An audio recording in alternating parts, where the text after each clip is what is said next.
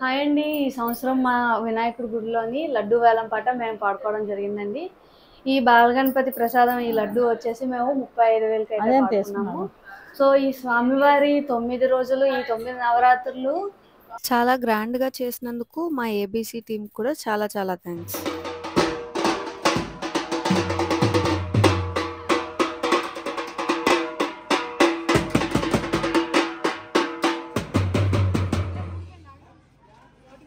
అండి ఈ వినాయకుడి లడ్డు మా వీధిలో వినాయకుడి లడ్డు మేము పాడుకున్నామండి 35,000కి.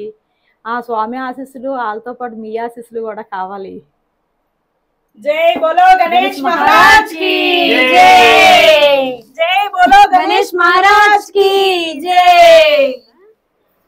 సో ఈ సంవత్సరం లడ్డు వేలం పాట పాడుకున్నందుకు మా అత్తయ్య గారి ఫీలింగ్ ఎలా ఉందో మా అత్తయ్యని అడిగి తెలుసుకుందాం. అత్తయ్య గారు మీ ఫీలింగ్ ఎలా ఉంది? చాలా హ్యాపీగా ఉందమ్మా.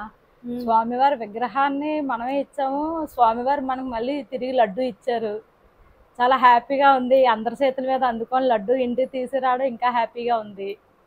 ఓకే, సంతోషంతో మనసు నిండిపోయింది.